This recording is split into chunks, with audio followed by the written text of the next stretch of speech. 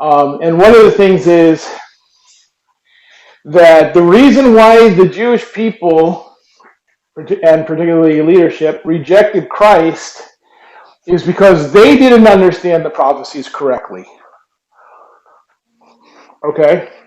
So misunderstanding the prophecies led to them killing the Messiah.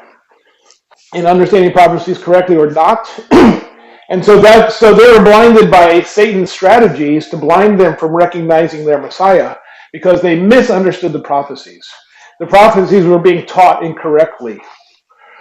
That's why they didn't recognize Jesus as being the Messiah. Besides their personal witnessing of what he did, they should have known scripturally that that's when the Messiah was coming, and then saw him fulfill the scriptures, as he explained to them on the road to Emmaus, right? Well, the book of Revelation, how much we would have loved to be on the road to Emmaus to hear Jesus explaining himself through the law and the prophets. But he did for us in the book of Revelation. Because out of about 400 verses that are in Revelation, 183 of them are quotations from the Old Testament. So that's pretty interesting that half of the book of Revelation essentially was already written before the visions were given to John. And John just put together. So what John did is, in Revelation, he was given visions where the Holy Spirit put together 183 scriptures from the Old Testament that spoke of what was to come. And so he compiled them all in one book.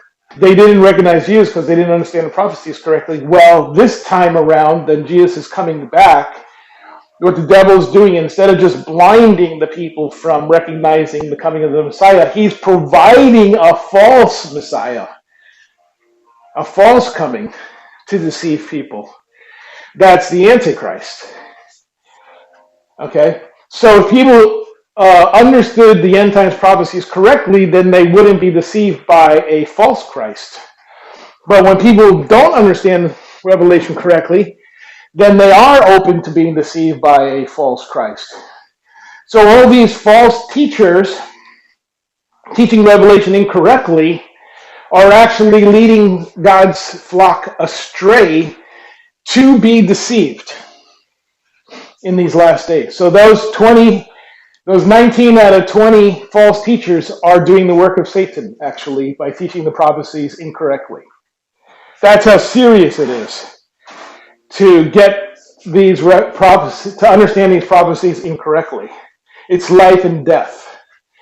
So when the Lord inspired me to teach Revelation, and I didn't understand this at that time, but I'm understanding it from watching episode 1 and 2 of this video series, I'm like, whoa, no wonder that this finally, after years of asking, what do you want me to teach? If you want me to teach, it's Revelation, because it's life or death. That's how important it is to understand the end time prophecies correctly. And I'm not going to be idle and let Satan deceive my brothers and sisters when God has blessed me to have learned the correct understandings for 30 years. I started learning this in 1989 by studying the book of Daniel for 2 years, because it has the keys to the symbols of biblical prophecy, because Daniel had dreams and visions, and God sent the arch messenger angel Gabriel to interpret those symbols for Daniel. So you have to know what the proper interpretation of the symbols are, and most Christians don't even know that. They don't even know that Daniel is the book that holds the dictionary to the symbolic symbols. That's why I quote Daniel 7:17 and 23, because in there, on those 2 verses, Gabriel was speaking, sent from the throne room of God, to tell Daniel that the beast represents kings and kingdoms. It literally flat out says it out of Gabriel's mouth. The 4 beasts which I saw are 4 kings, it says in Daniel 7:17, and in 23 it says that Gabriel said, the 4 beasts which thou sawest are 4 kingdoms.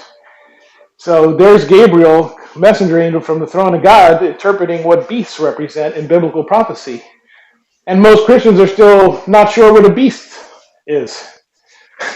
It's a kingdom or a nation, as far as biblical prophecy.